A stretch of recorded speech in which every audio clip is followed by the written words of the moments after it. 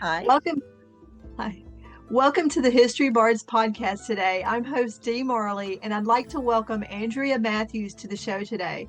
She is the author of the thrilling Scottish time travel historical novels in the Thunder on the Moor series of books. Andrea is the pseudonym for Inez Foster, a historian and librarian who loves to read and write and search into her ancestry. She has a BA in history and an MLS in library science and enjoys the research almost as much as she does digging into her family history. She is the author of the Thunder on the Moor series set in the 16th century Anglo-Scottish border and the Cross of Kieran series, where a 1500-year-old Celt finds himself in the 20th century. Andrea also writes historical mysteries under the pen name I.M. Foster. Her series, A South Shore Mystery, is set in the early 1900s on Long Island. Andrea is a member of the Long Island Romance Writers and the Historical Novel Society. We appreciate you being here today, Andrea. How are you? I'm good. How are you? I'm doing good and so glad to meet you. You also. Well, we're so glad to have you on the show today and get started for our listeners. We would love to know more about your Thunder on the Moor series. Well, there are four books at the present time. And it's set mostly back. Well, actually, it's a dual period. Because I lost you. Oh, I can still see You can still see me. Oh, that's all I'll worry about then. you. It's dual time period, and it's between the 20th century and the 16th century, and the romantic interests, which there are more than one as the series develops, they kind of travel between both time periods. What kind of like historical background and history did you learn about doing these books? It started really with many years ago, about 30 years ago now. I was handed a book by a friend of ours, because my last name is Foster, and they gave me this book knowing that I loved history about the border reavers because Foster is a reaver name. And so I started doing more research into it and had a dream one night about this book Oh, that I wow. thought would be great to write. And started doing more research into the reavers and came up with this story about a girl going back 450 years to the 1600s with her father, who was stranded in the 20th century, who actually is a border reaver from the 1600s, and the romance that she finds there, and that she finds out how different it is from the world she was used to, and yet in some ways how much the same it is. And Yeah. it's about her romance, and then other romances develop with other people that you develop along the way, you meet along the way. Right. So how long ago did you say you started these? I started these books around 1990. That was when I was first given the book. It was the name of the book was Steel Bonnets by George MacDonald Fraser. And it told all about the border reavers and their history and where they came from and what got them started and their customs. And the thing that really stuck out to me was that how much family came before everything else. That the borderers, both on the northern side of the border and the southern side of the border, so both in Scotland, lowland Scotland, and the north of England, were closer to each other than they were to their actual own individual countries. So they were more loyal to their family names than they were to the king or kings of the countries that they lived in. And just the history of how it all came about, that the border region really was a buffer zone Yeah. for England invading Scotland and Scotland invading England. And when the war was on, they were great soldiers and everybody loved them and they wanted them to fight, but then they left the land really destitute. And when the war was over, and just kind of said, well, get back to your lives. But there was nothing left for them to get back to. Yeah. So they kind of took to raiding each other and cattle rustling and blackmail. And it really was one of the things I learned was that's where the term blackmail came from. It originated with the border reivers. Oh, wow. Isn't it So it fascinating how was, you find out yeah, like little tidbits like that? yeah, it was really interesting. Yeah, absolutely. So the reason why I asked about how long ago you started these, so it was probably about the same time as Diana Gabaldon when she started her Outlander Probably, series. yeah. Probably around that time. Yeah. And that the one thing it's funny because I do love the Outlander series. I I've was going to read it and I ask love you. it. And the thing is, I should really want to be kind of connected with it, but I don't because I've had people that leave reviews and everything, and they talk about, oh, the Highlanders, and no, this book isn't about the Highlanders. No. And I wanted to kind of, when I wrote the book, really stress that there is another part of Scotland, and these are the borderers, and they have a whole different outlook on life, a whole different view of things from the Highlanders, Yes. and the north of England. Still to this day, my husband was from the north of England, and even now to this day, they're like, if you mention London, oh yeah, that's down south. That's really not part of England. They still to this day kind of, there is that north south of the country divide. And I just wanted to really write this book kind of as a tribute to the border reivers. Um, it's romanticized obviously over the years. They were rough men who had hard lives, and it was a lot of cattle rustling and things like that, and robbery, and people were hung, and so it was a rough life, and they probably were hard men. But looking at it with the distance of 450 years, you do tend to romanticize it.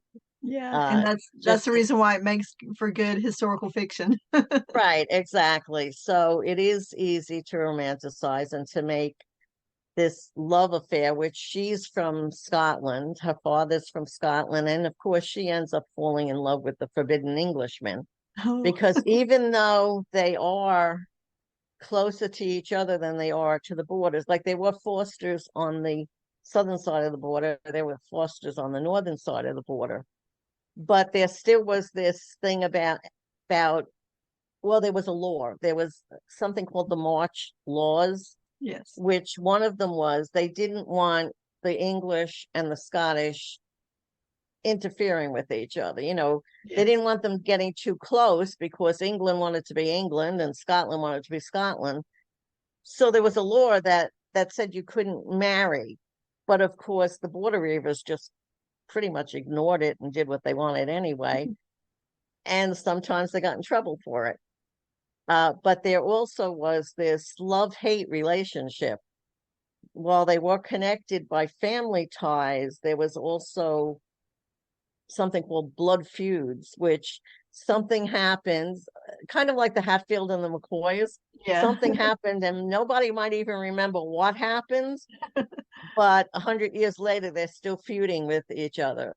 And so there is that in there. There's something that separates these two families and causes this fight, and that they hate. And of course, she falls in love with a member of this forbidden English family, and all kinds of trouble comes out of that. So So tell us a little bit about your background and your did you ever get a chance, have you visited the areas and done research I there? did, yeah.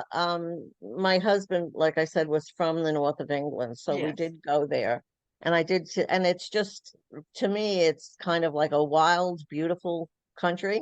Yeah. I do love it more than any of the other than any other part of the country. It's I can't even explain it. It's just kind of, it has that, to me, maybe because I read the Border Reavers and everything. It has a kind of mystic romantic air about it. Uh-huh. It's wild, yet it's welcoming at the same time. Yeah. So, yeah, I did get to visit it, but to me, that wasn't enough. So I did do a lot of research into old almanacs describing the land and the towers, and going into books that described what the towers were like, these peel towers that they built for defense, really. And just to get more of a feel, because I wanted to make it historically accurate. Yes, of course.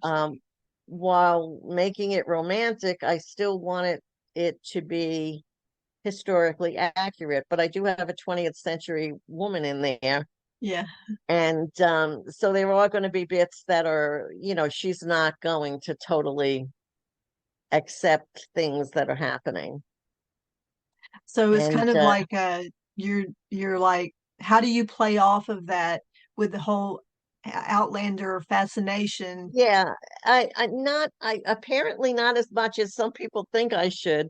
I've gotten some reviews that say, that she accepted everything too easily. And I thought, as a historian, I kind of played it that way. She's the daughter of an antiquities professor. That's Mhm. what he did when he ended up being stuck in the 20th century for 25 years. So she's been raised with history. And as a historian myself, I thought, what would I think if I found myself back in the situation? Mhm. First of all, I would kind of have an idea what it was about, what things were like. Yeah. And so, it wouldn't be a total shock to me. So when things happened, I wouldn't be completely shocked.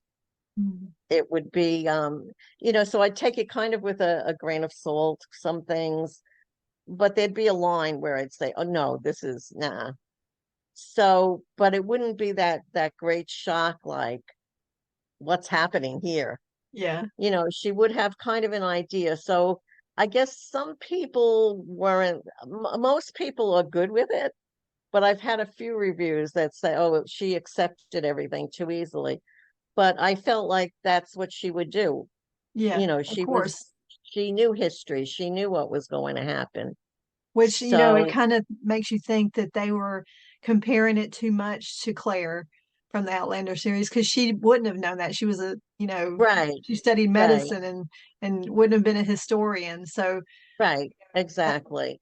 that And makes that's a big cup of tea to be compared to, you know? yes, it is.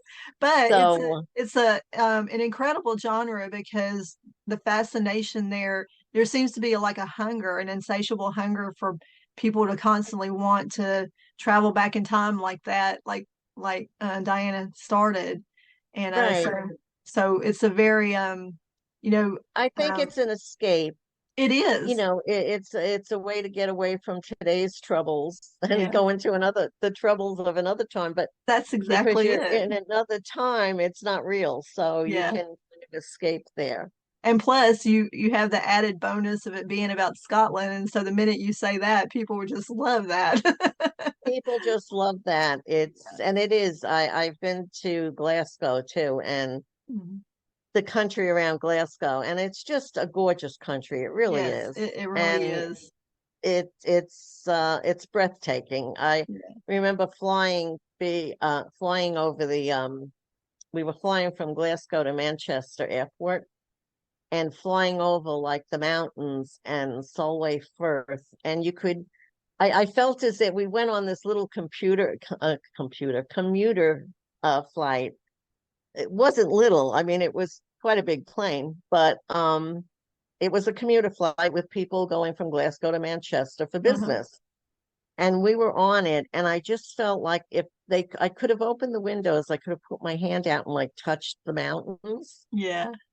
And it just was, that's the best flight I've ever had anywhere.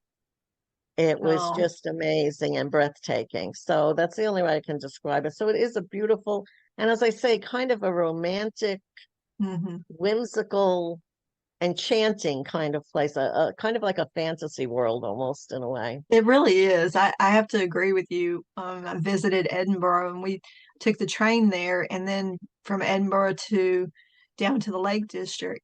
And we Yep, were on the train and it absolutely is such a magical and beautiful area. So I it is. totally Yeah, agree. Totally agree with you. yeah. Well, so about your getting back to your book, so let's can you tell us like do you have a favorite passage or scene from one of your own books? Um, guess the favorite line because it said line, so I like was which Yeah, that's line? fine. My favorite line is that her friend who goes back with her, Dylan, tells her that because she doesn't believe at first that you really travel through time. And she says to her, today's impossibilities are tomorrow's realities. Mm. And I think that kind of sums up the whole thing because at any point in time, I think of my great grandmother and the things that she saw develop during her life Yeah. that she would have thought impossible, Yes. when she was born. So, how much things today, computers, if 200 years ago, no, that can't, you could never No. do that. Right. So I think that's kind of sums up everything. And that's kind of my favorite line. My favorite scenes, um, actually, I think that she's at first kind of kidnapped by her future love. And she's angry at him, but yet she can't hate him. Hmm. And it's kind of again with them, this love-hate relationship where he knows he loves her. That's why he kidnapped her. And this was something that happened at the time. And yet he's angry with her because she's from the Senemy family. Hmm. And she has the same feeling. This enemy family, and she's got other things going on about him at the same time. And yet there's something about him that she just loves, and she can't explain, but she just does. And ultimately, she is in love with him. And Yeah. he is a good guy, not the horrible villain that she's been told he was. So I think that's one of my favorite scenes. Oh, that's great. And we had the chance to review your books with the Historical Fiction Company. So I understand exactly where you're talking about. That is a great scene.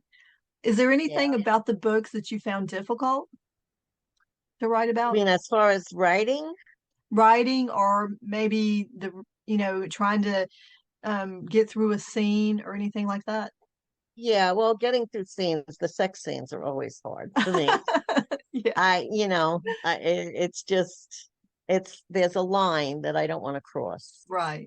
where I don't want it to become pornographic. Yes, of course. Um, and yet I want to give readers what they want, Yes. and you want a little romance, you want a little sex in there.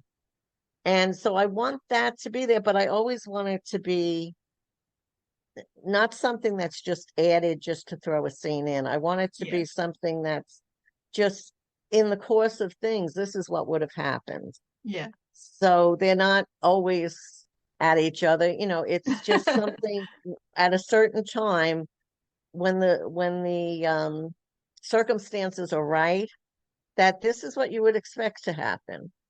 Yeah. So there's no just kind of just thrown in there for the heck of it, because we need a sex scene. I don't like to do that. Because we've seen that.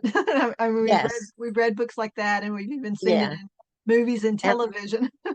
and I don't like to do that. It's just gratuitous sex, and I don't want that. I want the sex to be because there is a romantic connection and because they love each other so much. And um, there's one point in one of the books where he's in danger of dying, and it's kind of like the last moment they're going to have together, and they do get together. And to me, that would be something that would be, yeah, you would want to do that, just to almost hang on to each other. Yeah. And, so I'll put that in something like that. But so those are always the hardest scene. And then in the book, I did have to kill one or two people Oh. that I really, one of them I actually cried as I was writing the scene, because I really didn't want to kill the man off, but I needed to. I Um, understand. because you could kind of go along it's you have to let her make it on her own, so to speak. Uh-huh. I mean, not alone. She's got her love, her, will with her. But she has to kind of make decisions, and things in the story wouldn't have happened the way they did, and they would never have gotten together if I didn't let him die. So he had to die, and I hated to do it, but Yeah. so that was a very hard scene to write. Yeah, of course it Um, is. the Well, emotional. how did you I would love to know this. So, how did you deal with the whole time travel aspect? Like a lot of people want an explanation of why it happens and how it happens, and how did you deal with that? I didn't. No, I did deal with it, but I did a little research into the theories of time travel Yeah. and quantum physics and all that, and decided that I wasn't going to get that deep into the time travel thing, Okay. which I guess does disappoint some people. But to me, it was more about the story Okay. and their interaction between the two centuries than it was about the actual physical aspect. So there is it has to do with gemstones Uh-huh. that are, when these two stones, basically there's a chest Mhm. or a goblet. Later on it becomes there's someone has a goblet, but within this chest are these stones, and when connected with this amulet, it opens basically they open the doors of time, Mhm. and then they kind of go through this sleepy kaleidoscope until they get to the other period. And to get there, you just need to really think about where you want to go. Okay. At the beginning, her father knows exactly where he wants to be, Mhm. and that's what he's thinking of, and that's where he does end up. So, and it's not through space also. Wherever you start, wherever you leave, that's where you're going to end up, back in the past or in the future. Mhm. So I didn't, I just have this. Some people are fine with it. Some people who are diehards, they want to know the nuts and bolts of how you traveled. I'm not a scientist, so Yeah. I and I knew Diana Gabaldon had used the stones so well that I wasn't going to do that again, use the Right. standing stones again, Right. which was a brilliant way to explain it. Yeah. But so I used this instead, and so that's how they kind of travel through time. Oh, that's And really fascinating. I really appreciate that part. Because with my book Kingfisher, I had to do a lot of research about time travel as well. So I really appreciate how you explained it, how you used it in your book, because you're right. You can get so caught up in the semantics of how it happens that you lose the right, story, and yet some people do want that. It's a fine balance, isn't it? it is a balance, and I think ultimately you have to decide makes what pleases you, or satisfies you as far as your story, because you Yes. can't satisfy everybody. There's always No. going to be somebody that you didn't go enough detail, and there's going to be somebody else that, why did you put so much detail in there? Yeah. So you just have to write that you're satisfied with what it is. There's also, with my time travel, there is ultimately a mystical kind of quality to it. There is a little bit of, not magic really, but a paranormal kind of Hmm. thing that's going on with these stones, these gems. Yeah. And they disappear through, as you travel, they disappear and become less. So that involves locating more stones, and it just, that kind of adds to their problems too. So that's another trouble that they have, is when they run out of a stone, what do they do now? They have to find another one. And Yeah. so, but it kind of is in a way based on the whole, if you get molecules at a fast enough speed and all this kind of, Yes. which is based in science. But I didn't want to have to go into that, you know. And so this is kind of, that's why I kind of put a little mystical. By the fourth book, they're finding out that there's a kind of a little mystical thing about it too. So, Uh-huh.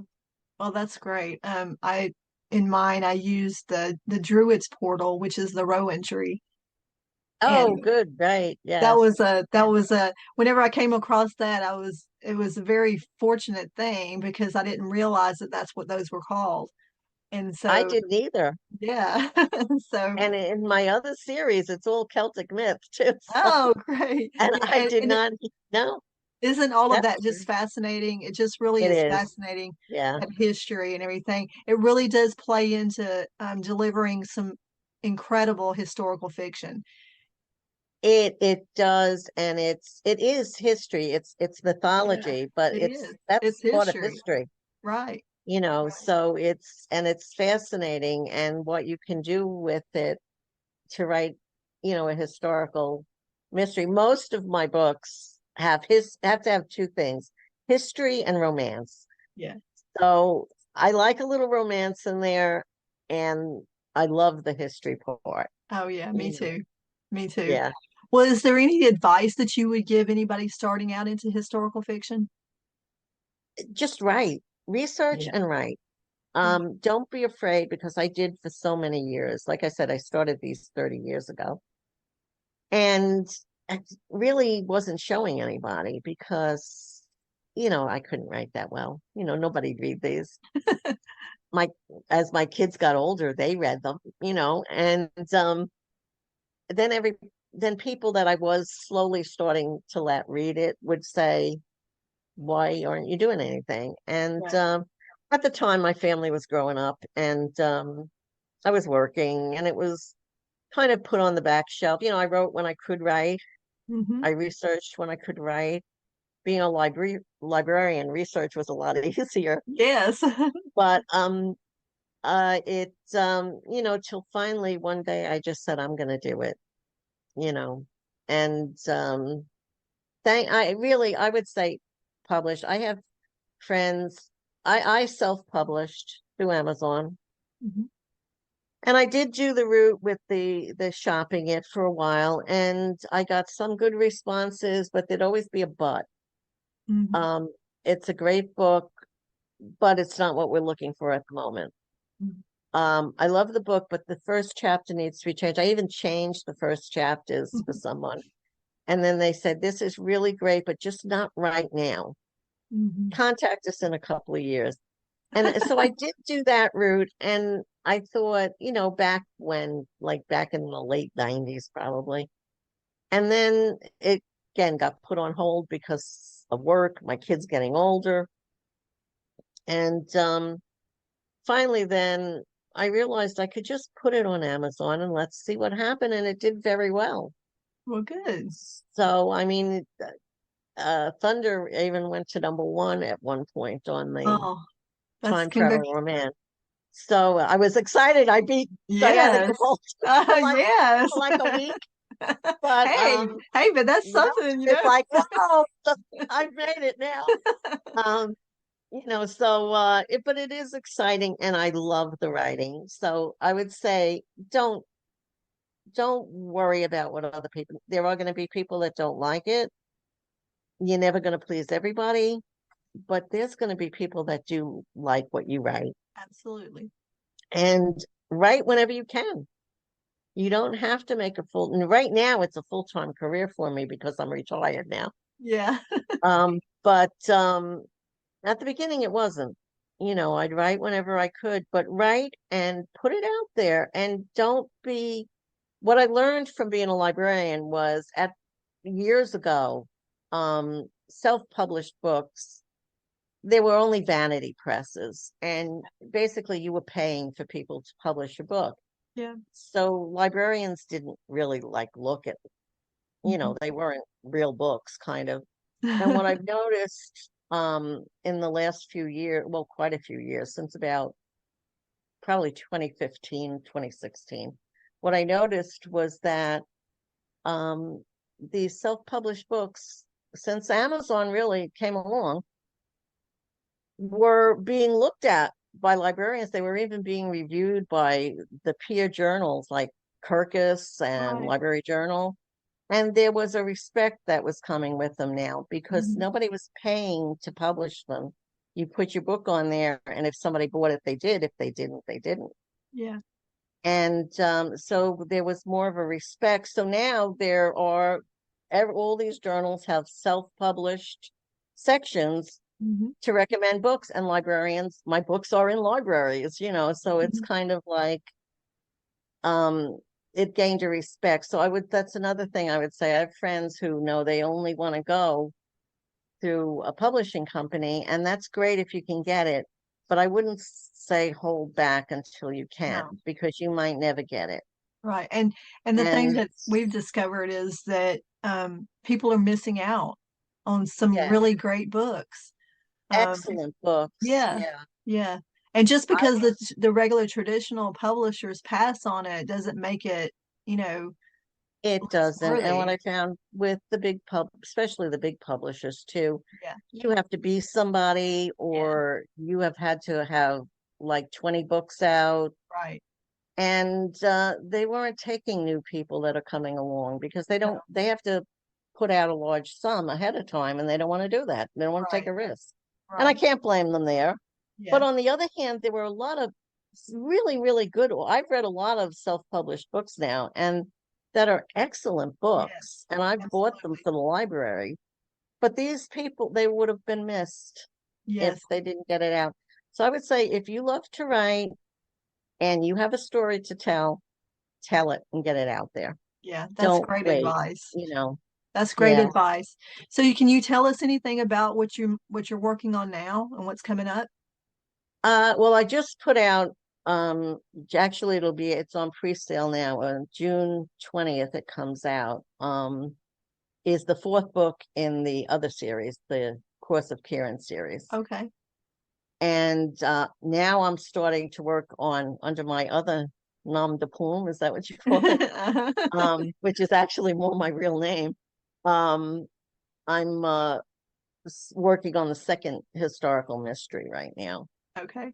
And right now, as far as Thunder on the Moor, it's on hiatus for a little bit. Okay.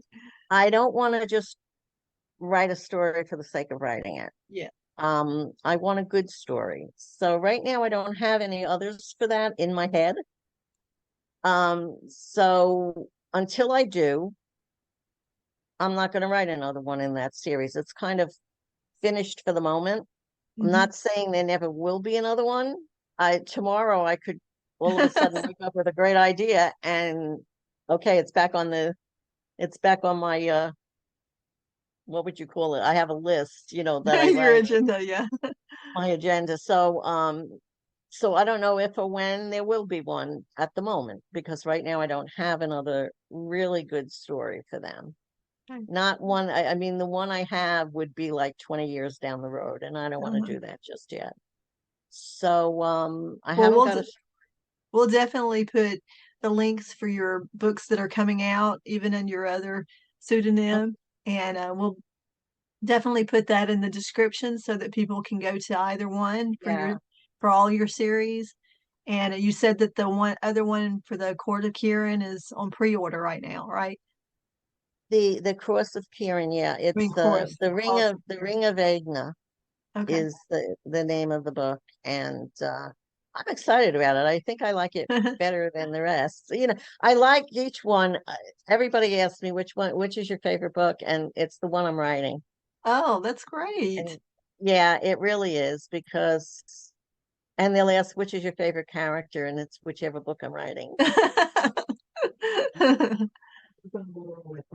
The, you know, whichever, because I really get into the writing and the characters and inside their heads, and they become like friends. It's like, Yes, okay, they I'm seeing do. you today. Yes. And you know, so it's I don't have favorite. It's just whichever one I'm at the moment. Well, we really appreciate you being on the show today. We've really enjoyed listening to your journey as a writer and your books, and we really appreciate you being here. Oh, thank you so much. I really appreciate the opportunity. I Absolutely. hope I didn't blow it. I just No. I lost your picture totally. So I don't No, know it's what I fine. look like on this. It's fine. Everything is good. Okay, that's And good. as always, we really appreciate you being on the show. And for more information on Andrea's books, you can go to her website at andrea-matthews.com.